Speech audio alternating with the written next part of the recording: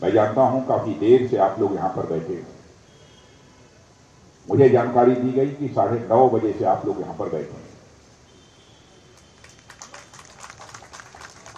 सबसे पहले तो मैं आपके धैर्य की प्रशंसा करता हूं और मुझे इस बात की खुशी है कि आप लोगों ने बहुत ही शांतिपूर्वक, संयमित तरीके से अपने व्यापार मंडल के नए पदाधिकारियों का चयन कर लिया। इसके लिए मैं समस्त व्यापार मंडल को अपनी तरफ से हार्दिक बधाई देता हूं। और मुझे पूरा विश्वास है, और विश्वास इसलिए है कि मैं जानता हूं कि व्यापारी समाज किस संयम से, किस धैर्य से और किस विवेक से काम करता है। इसके पहले के भी जो व्यापार मंडल के पदाधिकारी रहे हैं, जो कार्य समिति रही है, सारे लोगों को साथ लेकर यह व्यापार मंडल व्यापारी हितों के लिए लगाई कार्य करेगा, ऐसा मेरा विश्वास है। किसी भी संगठन को चलाने के लिए एक बहुत ही स्वस्थ परंपरा होनी चाहिए। प्रतिस्पर्धा के आधार पर कोई संगठन कभी आगे नहीं बढ़ सकता।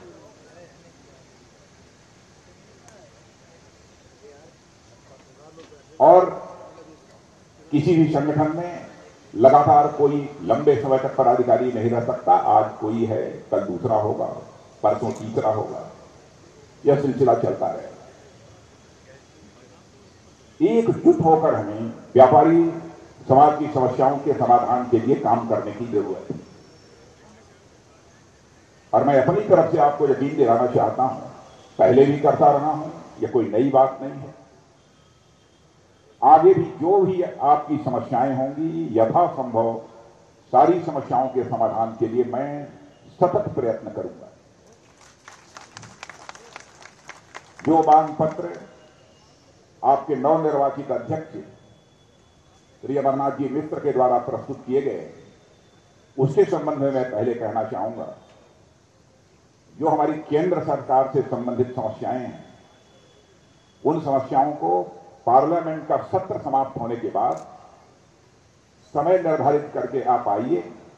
स्वयं भारत सरकार के वित्त मंत्री और वाणिज्य मंत्री जिनसे भी बात कराने की जरूरत होगी, उनसे मैं बात कराकर यथासंभव उसका समाधान निकालवाने की कोशिश करूंगा।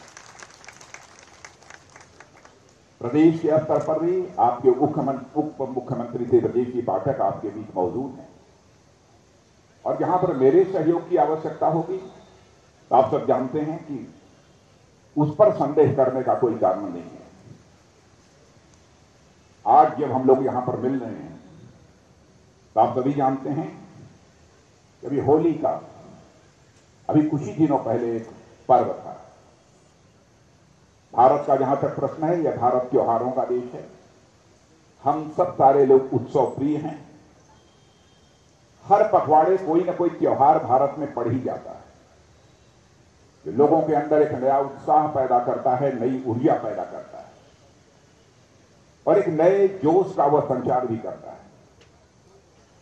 और हमारे यह त्योहार, मैं यह मानता हूं कि यह सामाजिक सौहार्द और आपसी स्नेह और भाईचारे को बढ़ावा देते हैं, और साथ ही कैसे भाईचारे के साथ रहा जा सकता है, इसकी प्रेरणा भी लेने का काम करते हैं। और मैं तो यह मानता हूं कि होली का जो पर्व है, वो एक विशिष्ट पर्व है। यह सिर्फ रंग खेलने का अथवा मिठाइयों का ही यह पर्व नहीं है। यह पर्व राधा और कृष्ण के दिव्य प्रेम की एक कहानी है। आप सबको जानकारी होगी इस बात की कि विष्णु अवतार नरसिंह, विष्णु भक्त प्रहलाद और अहम के प्रतीक हिरण्यकश्यप की भी यह होली का पर्व हमको याद दिलाता है, और यह बताती है, आप कितने भी बड़े क्यों न हो जाएं, अभिमान आपके विनाश का कारण बने। व्यक्ति को चाहे कितने भी बड़े ओहदे पर क्यों न पहुंच जाए, अहंकार किसी भी सूरत में उसके अंदर पैदा नहीं होना चाहिए। और यह अहंकार पैदा हुआ, व्यक्ति चाहे कितना भी बड़ा क्यों न हो दुनिया की नजरों में, उसके विनाश को भी दुनिया की कोई ताकत नहीं रोक सकती है। यह होली का पर्व हमको संदेश देता है। आप कितने ही लोगों की नजरों में छोटे क्यों न हो, प्रेम, भक्ति व निष्ठा से आप अपने जीवन में उत्थान की प्राप्ति कर सकते हैं, नई ऊंचाई हासिल कर सकते हैं। और बहनों भाइयों, मैं विश्वास के साथ कहना चाहता हूं, हमारे राजनीतिक और सामाजिक जीवन का जो अनुभव है उस आधार पर कहना चाहता हूं, प्रेम और इंसानियत दुनिया की एक सबसे बड़ी ताकत होती है। यह होली का त्योहार हमें यह भी प्रेरणा देता है कि प्रेम और इंसानियत, इन दो मंत्रों को हमें कभी नहीं भूलना चाहिए। यहां पर मैं किसी राजनीतिक पार्टी की बात नहीं करना चाहता हूं, लेकिन चूंकि सरकार में हूं तो सरकार की बात करनी पड़ेगी। इस बार जब होली का पर्व आया तो हमको नॉर्थ ईस्ट ने भी हम लोगों को होली के रंग में रंग दिया। त्रिपुरा में भी हमारी दोबारा सरकार बन गई। मेघालय और नागालैंड में भी हम लोगों की मिली जुली सरकार जैसी थी, पहले वह सरकार आ गई। और आपको जानकर यह खुशी होगी कि नॉर्थ ईस्ट, उत्तर पूर्व, जो भारत से पहले अपने को अलग थलग माना करता था, एक भावनात्मक लगाव जितना गहरा होना चाहिए उतना गहरा लोग महसूस करते थे कि नहीं है। आज भावनात्मक रूप से भी नॉर्थ ईस्ट पूरी तरह से भारत के साथ जुड़ चुका है। और इसका श्रेय यदि मैं किसी को देना चाहता हूं तो अपने भारत के यशस्वी प्रधानमंत्री श्री नरेंद्र जी मोदी को देना चाहता हूं। लोगों के साथ कैसे रिश्ता बढ़ाया जाता है, लोगों को प्रेम और स्नेह के बंधन में कैसे बांधा जाता है। प्रधानमंत्री बनने के साथ ही उन्होंने पूरे मंत्रिमंडल की पहली बैठक में कहा था कि हर मंत्री को एक वर्ष में कम से कम 2-3 बार नॉर्थ ईस्ट का दौरा करना ही करना। पहले ऐसा होता था कि वर्षों गुजर जाते थे, सरकारों का कार्यकाल समाप्त हो जाता था, लेकिन कोई नॉर्थ ईस्ट का दौरा नहीं करता। लेकिन आज शायद ही कोई ऐसा मंत्री होगा जिसने कि पूरे वर्ष भर में कम से कम 2-3 बार नॉर्थ ईस्ट का दौरा न किया। आप लोग एक प्रसिद्ध कवि हरिवंश राय बच्चन, उनकी एक कविता सुनी होंगी कि तुम अपने रंग में रंग लो तो होली है। तो मैं ये कहना चाहता हूं कि इस बार तो नॉर्थ ईस्ट के लोगों ने इस होली के अवसर पर हम सभी को अपने रंगों में रंग लिया। आज पूरे देश में बिना किसी भेदभाव के हर क्षेत्र और हर वर्ग का विकास हो रहा है। और हमारे प्रधानमंत्री ने भी कहा, एक मंत्र दिया है, सबका साथ, सबका विकास, सबका विश्वास और सबका प्रयास। और इसी प्रेरणा से भारत तेजी के साथ इस समय आगे बढ़ रहा है। और मैं उत्तर प्रदेश में, यहां पर देश की बात ना करके उत्तर प्रदेश की भी बात करना चाहता हूं। अभी हाल में ही ग्लोबल इन्वेस्टर समिट हुई। बहनों भाइयों, ग्लोबल इन्वेस्टर समिट में मैं भी भाग लेने के लिए आया था। मुझे यह जानकर बेहद खुशी हुई कि 35 लाख करोड़ से अधिक का इन्वेस्टमेंट उत्तर प्रदेश में होगा। इसके लिए देश के उद्योगपतियों ने करार दिया। यह कोई छोटी उपलब्धि नहीं है। मैं समझता हूं कि उत्तर प्रदेश में, पहले तो मैं भी मुख्यमंत्री रहा हूं, लेकिन इसकी पहले मैंने कभी कल्पना नहीं की। मैं इसके लिए मैं योगी जी की प्रशंसा करना चाहता हूं। आज हमारे देश का जहां तक प्रश्न है, हमारा देश 2014 के पहले दुनिया में अर्थव्यवस्था के आकार, साइज ऑफ इकोनॉमी के मामले में हमारा भारतवर्ष दुनिया में 11वें स्थान पर आता था। अर्थव्यवस्था के आकार, इसकी अर्थव्यवस्था कितनी बड़ी है, इस मामले आपको जानकर खुशी होगी। आज हमारा भारत ब्रिटेन को भी पीछे छोड़कर दुनिया की टॉप 5 कंट्रीज की कतार में आकर खड़ा है। मैं समझता हूं कि किसी भी देश के लिए इससे भी बड़ी उपलब्धि और क्या हो सकती है। और उसमें सबसे बड़ी बात, आगे हमारा लक्ष्य है, यह भारत और लक्ष्य ही नहीं है, बल्कि बड़े बड़े अर्थशास्त्री भी इस बात को स्वीकार करने लगे हैं कि वह दिन दूर नहीं है कि 2027-2028 आते आते हमारा यह भारत दुनिया की टॉप 3 इकोनॉमीज में, यानी दुनिया की टॉप की 3 अर्थव्यवस्थाओं में आकर खड़ा हो जाएगा। यह विश्वास और भरोसा लोगों ने व्यक्त किया है। उत्तर प्रदेश भी विकास के पथ पर तेजी से आगे बढ़ रहा है। कानून और व्यवस्था का जहां तक प्रश्न है, मैं समझता हूं कि कानून और व्यवस्था के प्रश्न को लेकर कोई रंच मात्र भी सरकार के ऊपर संदेह नहीं कर सकता है। हमारा यह विश्वास है। कारोबार का जहां तक प्रश्न है, मैं जानता हूं कि जब तक कानून और व्यवस्था बेहतर न हो तब तक कोई व्यापार भी किसी राज्य में अथवा किसी देश में नहीं बढ़ सकता। विकास की पहली शर्त होती है कानून और व्यवस्था का चुस्त दुरुस्त होना, और इस काम को यहां के मुख्यमंत्री योगी आदित्यनाथ जी ने किया है, इसमें कहीं दो मत नहीं है। इसलिए मैं योगी आदित्यनाथ जी को यहां की कानून और व्यवस्था को चुस्त दुरुस्त करने के लिए जो उनका योगदान है उसकी मैं सराहना करना चाहता हूं। आप सभी व्यापारी समाज के लोग भी महसूस कर रहे हैं,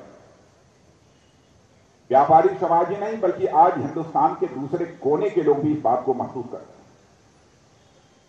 और हमारी सरकार का जहां तक प्रश्न है, कारोबार का जहां तक प्रश्न है, व्यापार का जहां तक प्रश्न है, सबसे ज्यादा भागीदारी यदि किसी की होती है तो छोटे और मझोले व्यापारियों की। छोटे और मझोले व्यापारियों की यदि भागीदारी न हो, मैं विश्वास के साथ कह सकता हूं किसी भी देश की अथवा किसी भी राज्य की अर्थव्यवस्था में जो ताकत आनी चाहिए, मजबूती आनी चाहिए, वह किसी भी सूरत में आ नहीं सकती।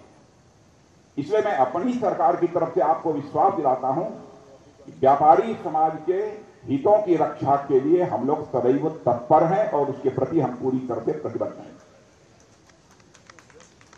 इस बार भारत सरकार का जो केंद्रीय बजट पेश किया गया था उसमें छोटे व्यापारियों की को कुछ राहत भी दी गई है। उस विस्तार में जाकर यहां पर उल्लेख नहीं करना चाहता हूं। सूक्ष्म, लघु और मध्यम जो उद्योग हैं और छोटे व्यापारियों के लिए ब्याज दर में ऋण यदि वह लेते हैं तो ब्याज दर में 1% की छूट दी गई है, और 3 करोड़ के कारोबार वालों को, एमएसएमई का जो कारोबार करते हैं उनको भी टैक्स में छूट दी गई। बजट में कई प्राथमिकताएं निर्धारित की गई हैं। उन बजट की सारी प्राथमिकताओं को बहुत विस्तार में जाकर यहां पर चर्चा नहीं करना चाहता, लेकिन मैं कह सकता हूं जो कुछ भी हम लोगों ने कदम उठाया है, कोशिश यही है कि प्रत्यक्ष या अप्रत्यक्ष रूप से हमारे व्यापारी समाज को उसका लाभ मिले। उत्तर प्रदेश के बजट की मैं यहां चर्चा नहीं करना चाहूंगा, लेकिन उत्तर प्रदेश के बजट में जैसा मुझे बतलाया गया है कुछ सहूलियत दी गई है। सब मिला जुला कर हम देखें तो आर्थिक दृष्टि से हमारा भारत धीरे धीरे काफी बहनों भाइयों अब मजबूत हो रहा है। अभी हमारे बरमानी जी ने इस बात की भी चर्चा कर दी कि हमारे लखनऊ में भी नए नए स्टार्टअप खड़े हो रहे हैं।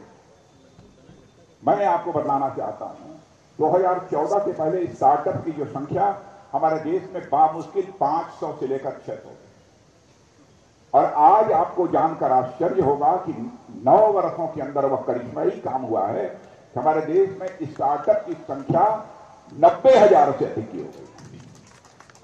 90,000 से अधिक हो गई। यूनिकॉर्न जिसे कहते हैं, यानी जिन स्टार्टअप की आमदनी लगभग $1 बिलियन से अधिक हो जाती है, यानी लगभग 8,000 करोड़ रुपए से अधिक हो जाती है, ऐसे यूनिकॉर्न ऐसे लोगों को बोलते हैं। उनकी संख्या भी भारत में लगभग इस समय 105 हो गई है। मैं बहनों भाइयों, मैं यही कहना चाहूंगा कि भारत की प्रतिष्ठा अंतर्राष्ट्रीय जगत में बड़ी तेजी के साथ बढ़ी। मैं बार बार कहता हूं कि पहले भारत अंतर्राष्ट्रीय मंचों पर कुछ बोलता था तो भारत की बात लोग जिस गंभीरता पूर्वक सुनना चाहिए नहीं सुनते थे, लेकिन आज अंतर्राष्ट्रीय मंचों पर भारत कुछ बोलता है तो सारी दुनिया कान खोलकर सुनती है कि भारत बोल क्या रहा है। यह हैसियत, यह प्रतिष्ठा भारत की सारी दुनिया में बढ़ी है। इंग्लैंड, जिसने लगभग 200 वर्षों तक हमारे ऊपर हुकूमत की है, आपको जानकर खुशी होगी कि इंग्लैंड का भी, ब्रिटेन का भी इस समय नेतृत्व यदि कोई कर रहा है तो भारतीय मूल का ही व्यक्ति ब्रिटेन का भी नेतृत्व कर रहा है। इन्वेस्टमेंट पे भारत में ऐसी अनुकूलता पैदा हुई है, केवल देशवासी ही अपना निवेश यानी इन्वेस्टमेंट नहीं कर रहे हैं, बल्कि दुनिया के दूसरे देशों से भी इन्वेस्टमेंट बड़ी भारी मात्रा में भारत के अंदर हो रहा है। भारत में भी यह तब सारी अनुकूलता पैदा न हुई हो तो मैं समझता हूं कि दुनिया के दूसरे देशों से जितना आज निवेश हो रहा है, जितना इन्वेस्टमेंट हो रहा है, वह शायद किसी भी सूरत में न हो पाता। एप्पल नाम का एक कारखाना, एप्पल का यह नया कारखाना, एप्पल के बारे में आप सभी अच्छी तरह जानते होंगे। अब बहनों भाइयों, जिसकी हम लोग कभी कल्पना नहीं कर सकते थे, वह कर्नाटक में लगने जा रहा है, यानी हमारे भारत में लगने जा रहा है। पहले यही एप्पल कंपनी इस काम को चाइना में किया करती, यानी भारत के प्रति आकर्षण बढ़ा है, भारत में व्यापार करने की अनुकूलता बढ़ी है। इसलिए एप्पल जैसी कंपनी भी अब चाइना को छोड़कर भारत में अपना कारखाना लगा रही है, कर्नाटक में लगा रही है। यह भारत की हैसियत, यह भारत की साख, यह भारत की विश्वसनीयता दुनिया के दूसरे देशों में बढ़ी है। व्यापार करने के मामले में जितनी सरलता आई है पहले की अपेक्षा, मैं नहीं कहता हूं सारी चीजें पूरी तरह से सुलझ गई हैं, कोई समस्या नहीं, लेकिन पहले से स्थिति बेहतर हुई है, मैं यह बात विश्वास के साथ कह सकता हूं। अभी आप लोगों ने समाचार पत्रों में भी देखा होगा, नेशनल सैंपल सर्वे ऑर्गेनाइजेशन एक होता है, उसने कहा है कि 2014-15 में एक भारतवासी की औसत आमदनी जितना हुआ करती थी, आज वह बढ़कर दुगनी हो गई है। मैं यह नहीं कहता हूं कि सभी व्यक्तियों की आमदनी दोगुनी हो गई, लेकिन एवरेज औसत सारे देश का निकालने के बाद उसने कहा है कि 2014-15 में सालाना औसत आय ये लगभग 84,647 रुपए थी, जो 2022-23 में बढ़कर प्रति व्यक्ति औसत आय लगभग 1,72,000 रुपए तक पहुंच गई है। यह भारत की हैसियत मेरे बहनों भाइयों सारी दुनिया में बढ़ी है। यह हम सबके लिए बहुत ही गौरव का विषय है। बैंकिंग व्यवस्था का जहां तक सवाल है, और बैंकिंग व्यवस्था की चर्चा मैं इसलिए करना चाहता हूं कि देश की अर्थव्यवस्था में बैंकिंग सिस्टम का कैसा महत्व है, या व्यापारी समाज को बतलाने की आवश्यकता नहीं है। शांति व्यवस्था तो कायम हो गई, लेकिन उसके साथ साथ बैंकिंग व्यवस्था भी चुस्त दुरुस्त होना यह बहुत ही आवश्यक है। बैंकिंग यह सिस्टम अर्थव्यवस्था की यह रीढ़ होती है, और आज सारे विश्व में अमेरिका जैसे देश में भी बैंक बैठ रहे हैं, उसके बावजूद हमारे बैंकिंग सिस्टम पर कोई आंच नहीं आने पाई है। यह भी श्रेय यदि किसी को जाता है तो हमारे भारत के प्रधानमंत्री मोदी जी को जाता है, उनकी सूझबूझ को जाता है। ऐसे हालात इस देश में पैदा हुए हैं, और पहले तो ऐसा था कि लोगों के टेलीफोन पर लोगों को करोड़ों रुपए मिल जाते थे, क्रॉनिक कैपिटलिज्म से कहते हैं। लेकिन अब ऐसे फोन करके किसी को कोई बैंकों से करोड़ों रुपए नहीं दिलवा सकता। ऐसे हालात होते हैं तो स्वाभाविक रूप से बैंक डूबने के कगार पर पहुंच जाते हैं। ऋण की जो रिकवरी होनी चाहिए वह ऋण की रिकवरी भी नहीं हो पाती। तो फोन बैंकिंग का जो सिस्टम प्रारंभ हुआ था इस देश में, बहनों भाइयों, वह भी अब समाप्त हुआ है। और बैंकिंग में सुधार का ही परिणाम है, जहां अमेरिका और यूरोप जैसे विकसित देशों में बैंक लड़खड़ा रहे हैं, तो भारत जैसे देश में बैंक मजबूती को हासिल कर रहा है। आप लोगों ने अखबारों में पढ़ा होगा, सिलिकॉन वैली बैंक अमेरिका का, सिग्नेचर बैंक अमेरिका का, क्या हालत हो गई वहां की। एक क्रेडिट सुई या यूरोप के बैंक सब लड़खड़ा गए, लेकिन भारत के बैंकिंग सिस्टम पर कोई भी अंतर नहीं पड़ता। हमारा पड़ोसी देश पाकिस्तान और श्रीलंका, यहां पर क्या हालत है, कैसा आर्थिक संकट पैदा हुआ है, यह भी आप लोगों ने अखबारों में पढ़ा होगा। और आपको जानकर आप कभी कभी टेलीविजन के चैनल पर भी देखते होंगे जब पाकिस्तान के भी लोग कहते हैं कि हमारे देश में भी प्रधानमंत्री यदि होना चाहिए कोई तो मोदी जैसा ही प्रधानमंत्री होना चाहिए, अब पाकिस्तान के लोग भी कह रहे हैं, उनको भी मोदी जी की याद आ रही है। यानी पूरे विश्व में हमारे प्रधानमंत्री के प्रति लोगों का विश्वास, एक भाव बढ़ा हुआ है। तो मेरे बहनों भाइयों, सब मिला जुलाकर मेरे कहने का तात्पर्य यही है, देश तेजी के साथ आगे बढ़ रहा है और इस देश जो आज तेजी के साथ आगे बढ़ रहा है उससे बहुत बड़ा कंट्रीब्यूशन यदि किसी का है तो हमारे देश के व्यापारी समाज का भी एक बहुत बड़ा कंट्रीब्यूशन। इसलिए मैं उसके लिए आप सबका मैं अभिनंदन करना चाहता हूं।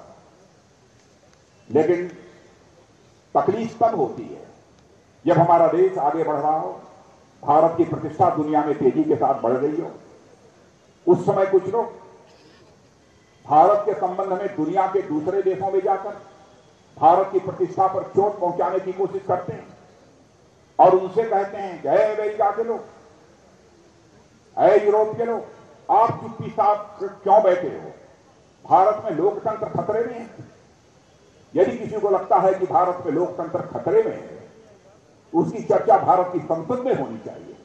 जब दुनिया के दूसरे देशों से जाकर हम ये चर्चा करेंगे कि भारत लोकतंत्र में खतरे में है, आप चुप्पी साध कर क्यों बैठे हैं? आइए भारत को बचा लीजिए। बहनों भाइयों, भारत में जैसा लोकतंत्र है वह दुनिया में कहीं पर नहीं। बीजेपी ने किसकी आवाज बंद कर रखी? आवाज बंद की गई है तो 1975 में इमरजेंसी लगाकर यहां पर आवाज बंद की गई है। बहनों भाइयों, हमारी सरकार ने किसी की आवाज को कभी बंद नहीं किया। जानबूझकर कुछ लोग देश को अंतर्राष्ट्रीय जगत में बदनाम करने की कोशिश करते हैं। मैंने जानबूझकर इस बात की चर्चा की, यहां पर व्यापारी समाज के लोग मौजूद हैं, जागरूक लोग हैं। देश की अर्थव्यवस्था को कैसे मजबूत बनाया जा सकता है, कैसे उसे ताकत दी जा सकती है, इन सब सारी चीजों को अच्छी तरह समझते हैं। इसलिए जानबूझकर मैंने इस बात की भी आप लोगों के समक्ष चर्चा की है। इसलिए बहनों भाइयों, आज के अवसर पर इससे ज्यादा कुछ न कहते हुए नए अध्यक्ष निर्वाचित हुए हैं श्री अमरनाथ जी मिश्र और उनकी पूरी टीम और हमारे चेयरमैन श्री राजेंद्र जी अग्रवाल, सभी का नाम मैं अब नहीं लेना चाहता। सबको मैं अपनी तरफ से हार्दिक शुभकामनाएं देता हूं और अपनी तरफ से पूरा यकीन दिलाता हूं कि हमारे द्वारा जिस भी प्रकार के सहयोग की आवश्यकता होगी, पूरा सहयोग व्यापार मंडल लखनऊ को प्राप्त होगा। यही आप सबको विश्वास दिलाते हुए अपना निवेदन समाप्त करता हूं।